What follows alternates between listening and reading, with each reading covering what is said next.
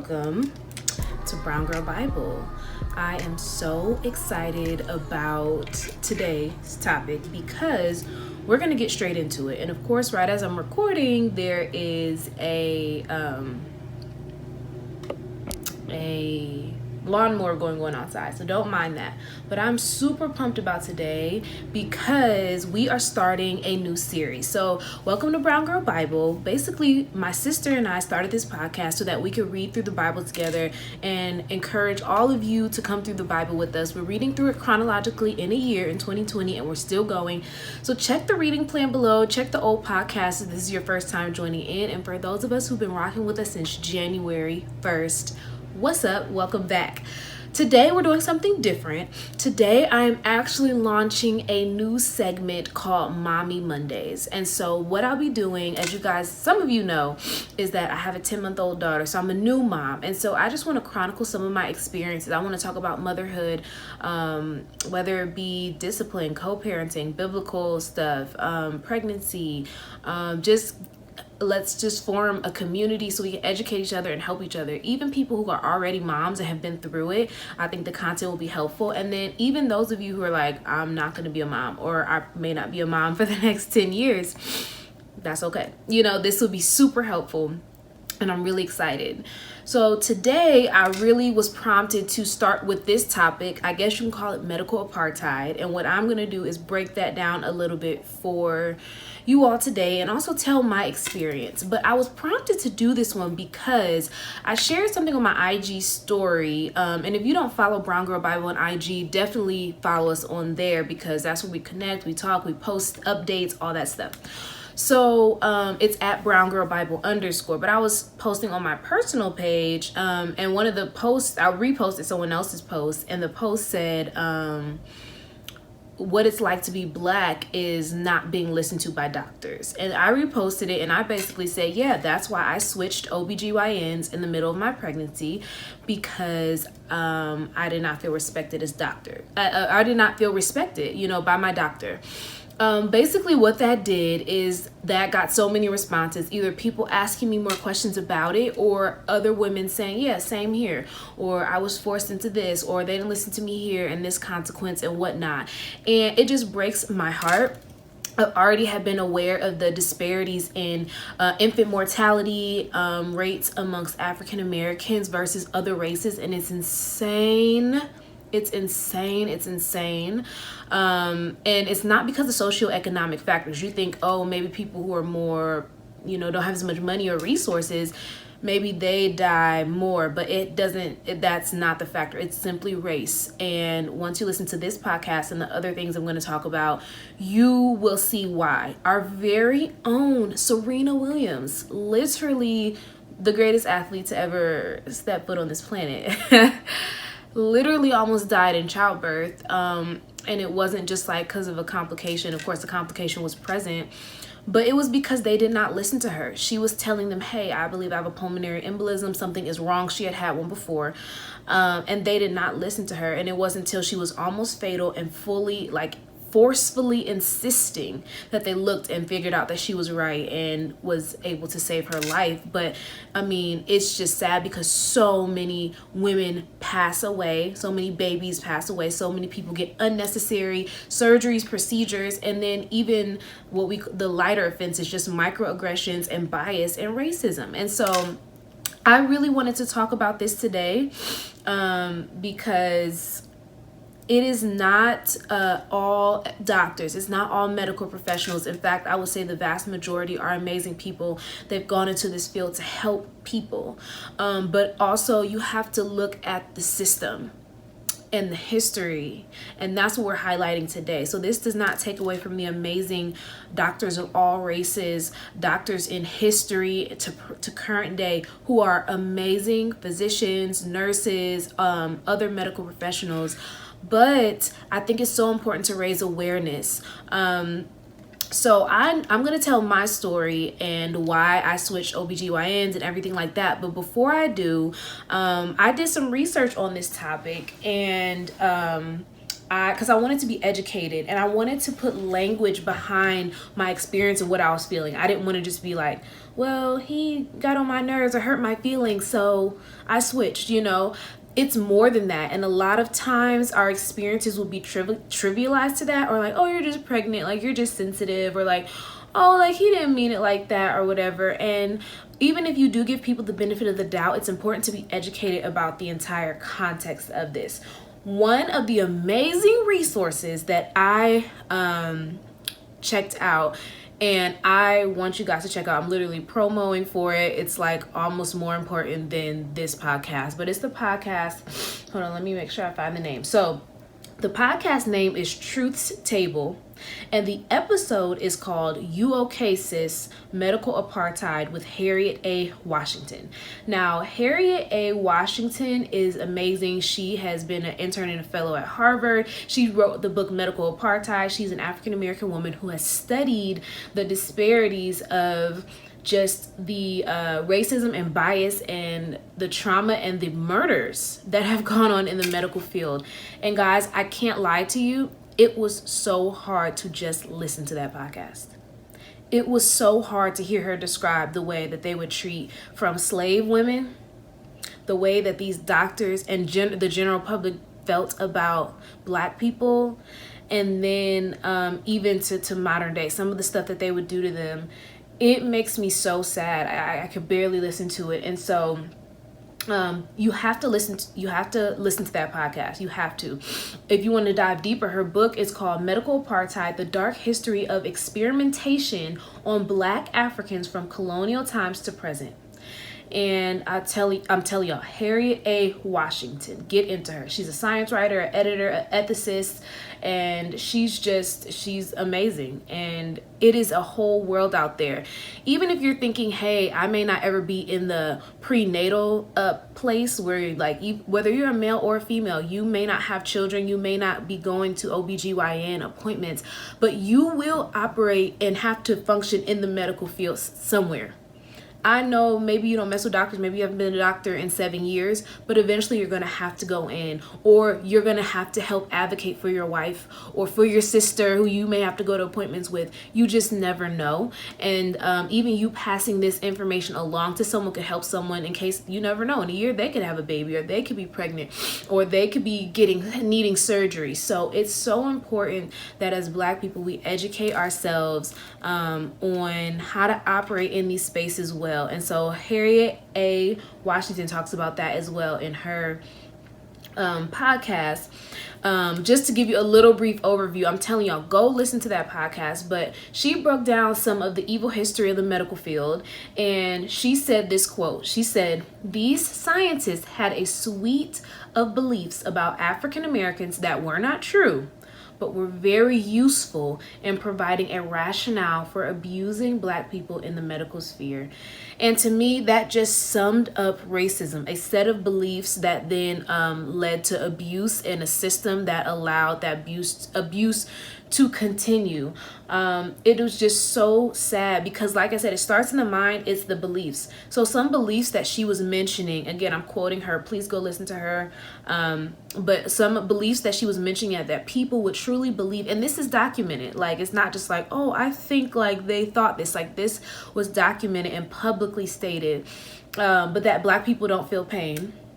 So they were literally doing surgery without anesthesia because Black people don't feel pain, right? The distrust of Black people when they express pain. And that, like I said with Serena Williams, it's still today, like it's still going on. So not trusting Black people when we say, hey, I'm in pain, that Black people are just generally unintelligent.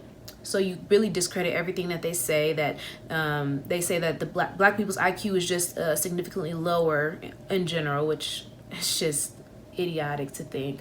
And also that Black people's sexuality was more animal-like than human-like. And so that really affected women and not our slaves and people. Black women would get pregnant about on average like 3 years earlier than white women. Yeah, because like we were sexualized and raped and all these other things. And then our bodies were used to make more property for them, more slaves. So it just was so sad to listen to, but it's so important to equip yourself, because even that told me that one piece that a lot of medical professionals would think that to distrust Black people when they express pain, that alone can equip you to really advocate for yourself well in the medical sphere.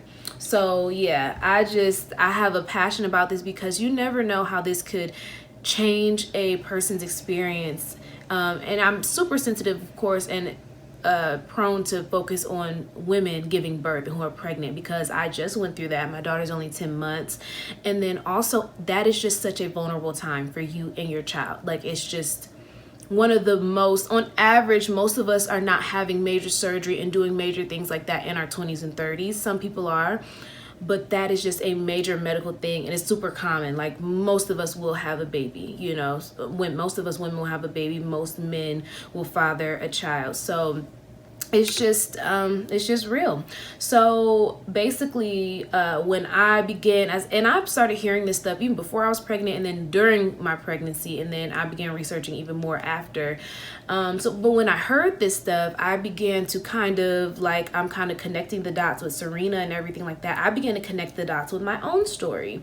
And so when I was pregnant, I was referred to an OBGYN by my general doctor, my general practitioner.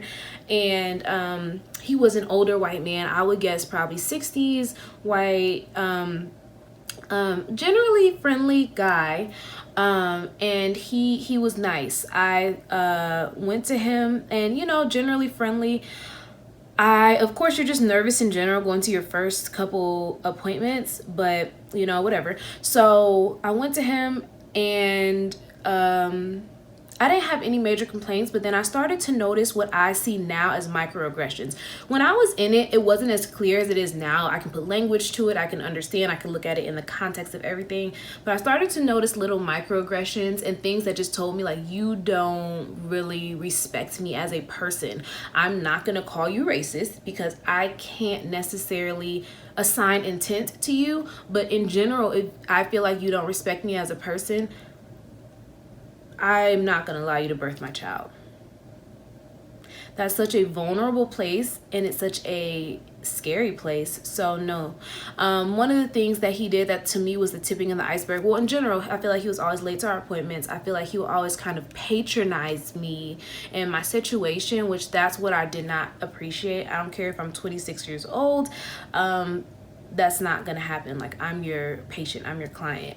And one of the things that he said to me that just kind of was blatant, and to him it may have been a joke, and that's the thing. I try to assume the best in people, but to him it may have been a joke. But he told me, so, like, I don't remember the exact weeks or whatever, the exact day, so I'm making these numbers up, but let's just say we were scheduled to get supposed to get an ultrasound at 16 weeks pregnant. Let's just say it was the appointment was 15 weeks in like a day or something, and I'm at my appointment. The next appointment probably wouldn't be for a month or 3 weeks. So I was like, hey, do you think, like, it would be okay if we got the ultrasound today? You know, I'm super excited. And he literally said, no, this is not show and tell. I can't just get the machine whenever. I said, hold on, like, this is not show and tell. Would you say that to a 30-year-old white woman who is here with her husband? I don't know. Maybe you would. Maybe that's the type of person you are. Maybe that's a funny joke to you. Maybe you feel that comfortable. But for me, I don't really see that as respect. This is me trying to care for my child. This is me being excited about my child. And it was just microaggressions like that went on that made me feel very uncomfortable. And as an African American, we have to look and look for those little microaggressions, because even though that's small, in the moment of labor and delivery, like, those small decisions become big ones. So anyways, cut him immediately. Well, no, I think I had one more appointment scheduled, and then I told him, I said, hey, you know, I'll be going to a different OBGYN. One regret that I have, and I guess I'll talk about this a little bit after I get done with my story, is that I really should have explained to him about certain comments that made me feel uncomfortable, because it could have changed his mindset and perception and helped the next person. So you never know. Anyways, I went to the next doctor. I went to a woman. And she was amazing. She was so friendly. She was referred to me by a couple of friends who had literally had their babies delivered by her. So amazing, friendly.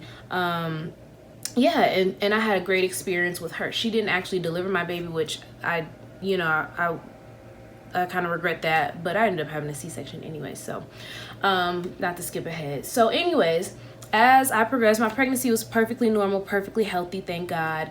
But as I progressed, they began to tell me I was not allowed to go past 41 weeks of pregnancy, which to me was weird. I had been studying pregnancy and just researching and hearing everyone's stories, and I heard so many women tell me they went to 42 weeks. So to me, it was weird that, I can't go to 41 weeks. Your due date is not an exact science. Like, it's a prediction. So your baby is not late, if they don't come on their due date, they're coming when they come. And that's how I felt. I wanted to really happen naturally, but they were super insistent that they would not allow me. Now, of course, they can't force me. Like, I could have just stayed at home and not gone in and just be like, okay, but also I didn't just, I was nervous. I didn't just want to buck up against the doctor's instructions. But if I would have to do it again, I would absolutely at least continue that dialogue with my doctor.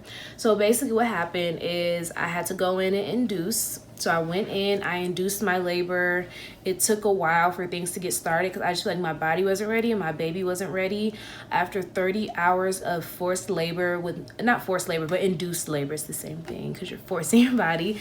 30 hours, no epidural, all natural in labor. And they say that when you induce, your labor's worse because and that makes sense. You're taking a drug to force your body to do something it's not trying to do. Not something small like get rid of a headache, but like major, like for like birth a baby. So I don't know. Obviously, I can't compare. I've only had one child. But yeah, so 30 hours. After 30 hours, I'm projectile vomiting. Like, I'm having contractions every 2 minutes, every 2 to 3 minutes. I'm to the point where I'm going to pass out. You can't eat when you are in labor. It's just, you don't really sleep. It's a lot. And so it was really tough. And so my goal was to not have an epidural.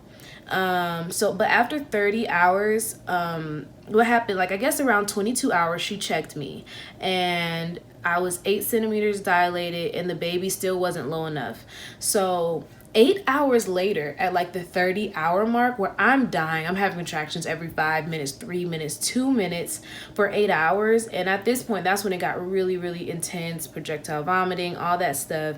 That is when she came and checked me again. And I was still at the same spot. Huh? No. No. So I was at the same place. And then that moment right there, she said, and she told me, she's like, yeah, you're still at the same place. I don't know. It could be another 5, 6, 7, 8 hours. Ma'am, absolutely not. I'm about to pass out personally. So at that point I asked for an epidural, and then 30 minutes later I was being wheeled in for a emergency C-section.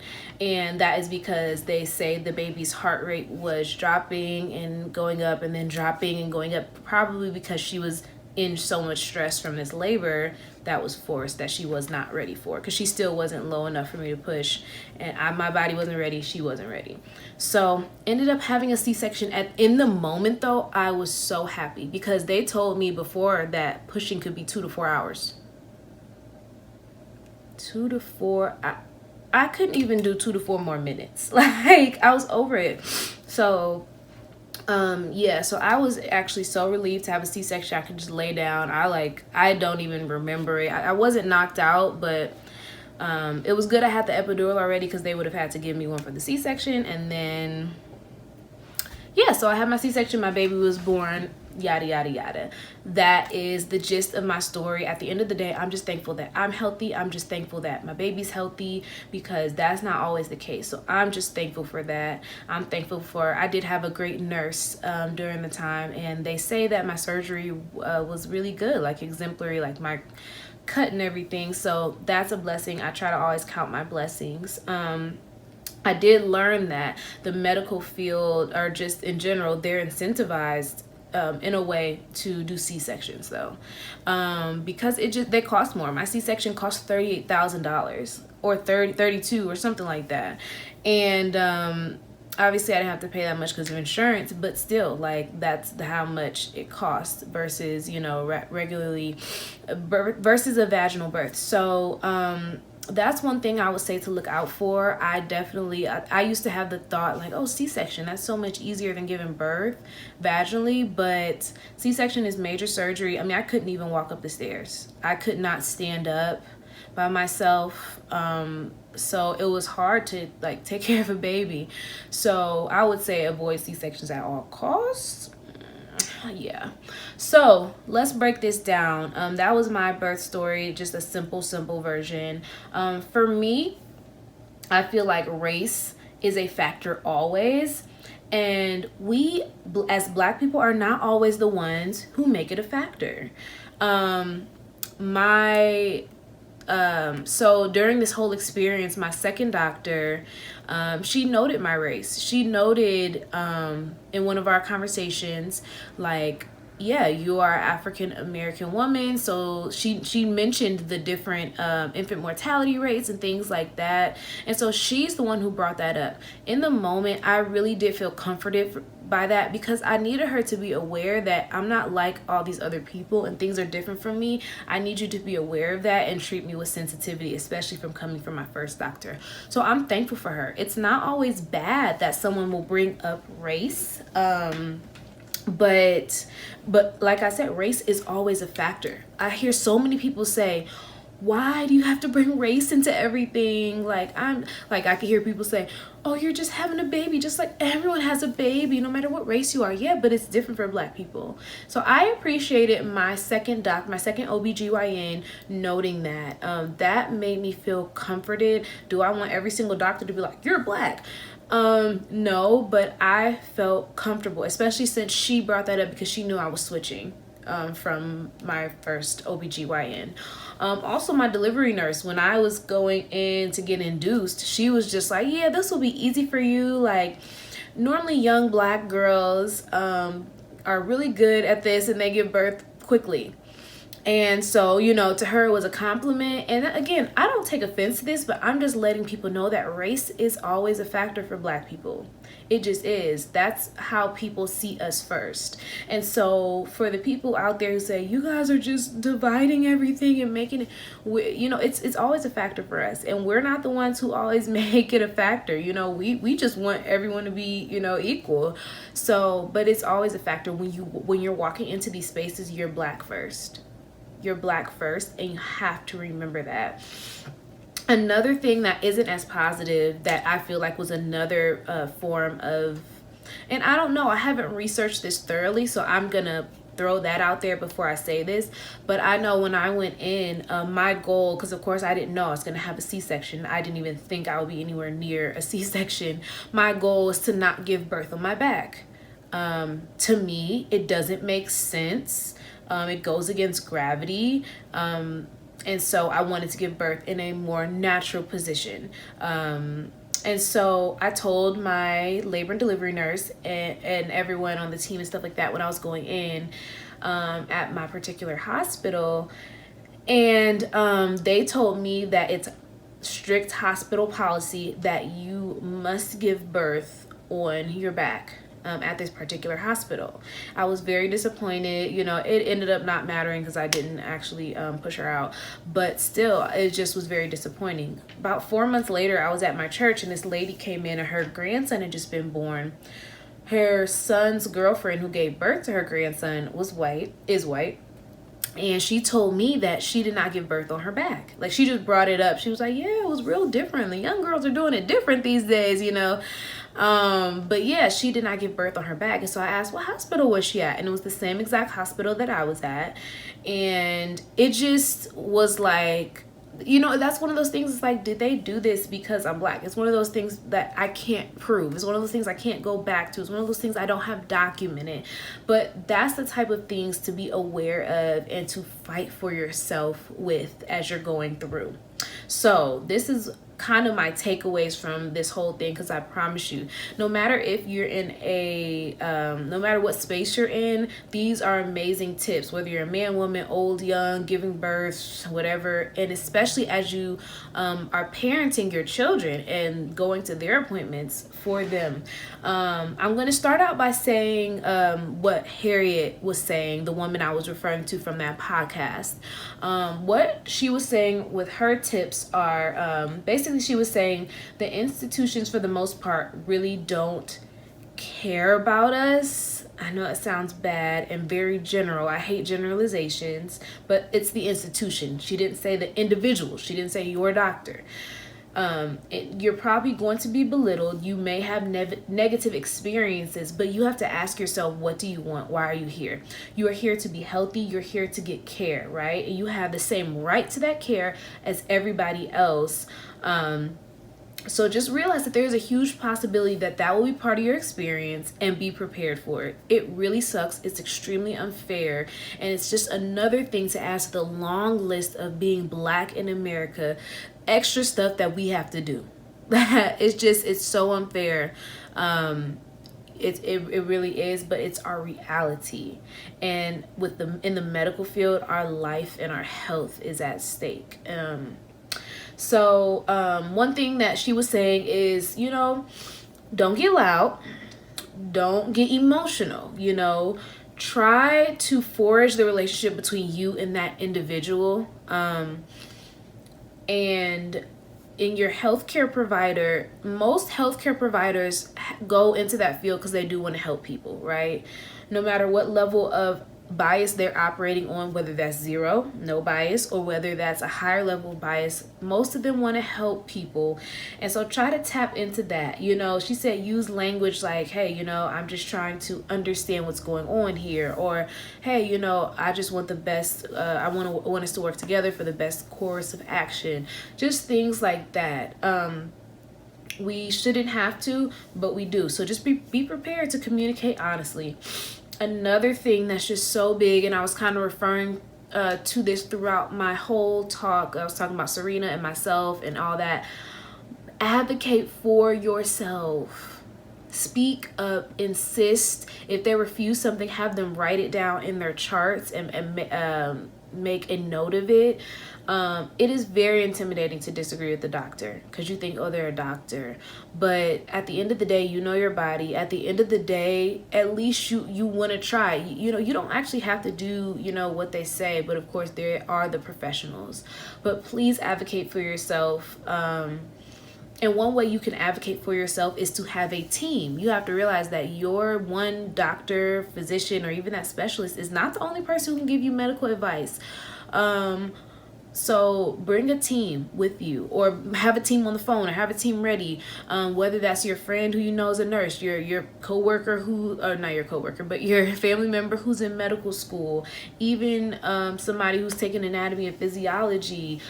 Take a doula. I strongly suggest having a doula. I had a doula and she was amazing. If you guys want her info, I'll give her info to you. Anybody, bring a trained professional with you to your appointment. Don't be nervous. Don't feel like you're doing the most. And the reasons why is so that they can actually understand the jargon and ask detailed questions that you would have no clue to ask. And also it helps with socialization. Doctors may feel like, they have this medical professional social circle, and it just may make them feel more comfortable. You never know. But also for accountability. Like, I know what you're saying. I know that research actually points to this, and there's alternatives that you're not bringing up. Things like that could be super, super helpful. Also, getting multiple opinions could be great, from different doctors. Remember, it's not just that one doctor. You may have to be thorough and do the work. And I would say also to be prepared and come with questions written down. Before I would go to every single OBGYN appointment, I would Google questions to ask before my 16-week appointment, questions to ask doctor during the 3rd trimester. I would Google, it would be stuff I had no clue that I needed to ask. Some of the stuff didn't apply to me. I mean, a lot of the answers I got, she'd be like, oh no, that doesn't apply to you, or you don't need that, or okay, cool, but at least we covered it. At least we covered it. I asked everything. They'd be like, oh, okay, the head is this size. Okay, what does that mean? Okay, she's in the 80th percentile. Okay, so if she's in the 80th percentile, how does that affect da-da-da? Ask questions, be inquisitive, be curious. Okay, we're gonna do a biophysical scan. Okay, what is that for? Okay, why are you doing that? Okay, great, wow. Okay, so she's that size.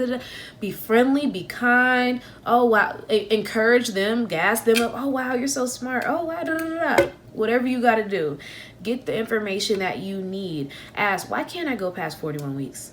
What does that mean? Okay, can you say that word one more time for me? Okay, yeah, like educate yourself, be prepared, ask questions, and be curious. And then, of course, be respectful. You know, we kind of talked about that. It can be frustrating, it can be confusing, it can be overwhelming. You could be getting bad news, but to remain respectful, remembering that these are people too, just like you want to be treated with respect, they do as well. And so to be respectful. And one of the best ways, this is the last thing I have to say, one of the best ways to protect yourself in the medical field is preventative care. I know. It ain't cute. It ain't fun. It has nothing to do with your doctor, but it's preventative care. Basically, what that means is take care of yourself so you don't need as much medical attention. Now, a lot of us, most of us, all of us will need medical attention for some reason. Even if you're perfectly healthy, it's great to go to the doctor. If you have a baby, you need medical attention. You can be perfectly healthy, but you're going to go to the doctor like 50 times. But preventative care. So, of course, it's going to sound so cliche, but do it. Work out. Eat well, take your eating to a new level, you know, stop with all the processed foods and all the sugar and all that stuff. It doesn't seem like it matters that much now that we're in our 20s or teens or 30s, but it's crucial. Even when you're pregnant, this is what I have to say, and I hope y'all don't get mad. When you're pregnant, don't eat everything you want to eat.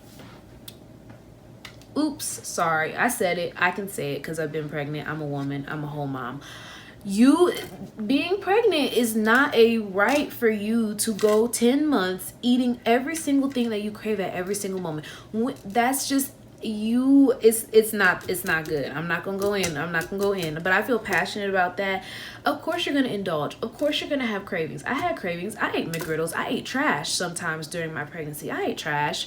I will have a craving. I want to go to Wendy's. I want some nuggets. I had a craving. I just want Flamin' Hot popcorn. I don't even think that's food. I mean, I don't really think that's even real food. That's probably all processed GMO crap. Plastic probably. I ate it. I ate Burger King. I mean, just everything. Pizza. Some days I would just, but like 70-80% of the time, I was still eating clean. And so I would just encourage you moms and people who are supporting moms to help people to eat healthy during your pregnancy. It'll be better for you. It'll be better for your baby. It'll be better for your snapback. There are way less complications that will happen most likely between you and your child if you're at a healthier weight before your pregnancy and even during. And so I just want to say that I hear people encouraging pregnant women all the time, eat whatever you want, girl, you pregnant. That should be a time where you're actually really cautious because you're eating for two. Like any trash you put in you're putting in your baby. If you want to put trash and toxins in your body, wait till you drop the baby off and then do you, but don't, punish the baby. That's, so I know it's controversial. I know like we do need to be sensitive to pregnant people, but I just want to encourage you guys that you can do it even in pregnancy to stay strong. So anyways, just definitely to care for yourself, use preventative care and beyond stuff. I know we all grew up with certain things. We always use butter. We always use whatever. But open your mind to new things, to new ways. Learn that, you know, okay, everyone in my family has heart issues or is overweight or whatever. So be encouraged just to take one step. You don't gotta go fully vegan, but maybe stop using butter, stop drinking milk, or cut down on your sugar a little bit, or maybe drink less alcohol, you know, whatever it may be. So I really hope that all of this is very helpful. I feel like as the Black community, we have to share stories and also help to educate people. I don't know all the answers. In fact, I don't even know much about this topic. I feel like I've just scratched the surface, but I'm super, super passionate about healthy moms, healthy babies. I'm pointing over there because she's sleeping in her crib in the other room. Healthy babies.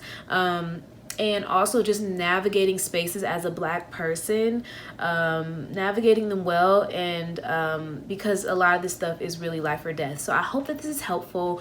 Do not forget to subscribe to Brown Girl Bible's YouTube channel, and this is our podcast too, so you can find us anywhere that podcasts are, for the most part. Definitely check us out on Apple and iTunes, and leave a review if you love it.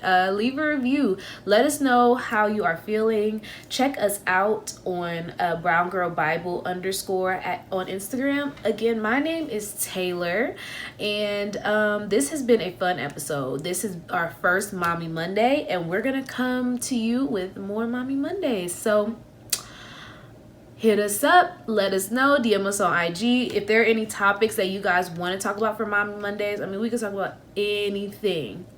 So I hope this was helpful, and I will see you all soon. Bye.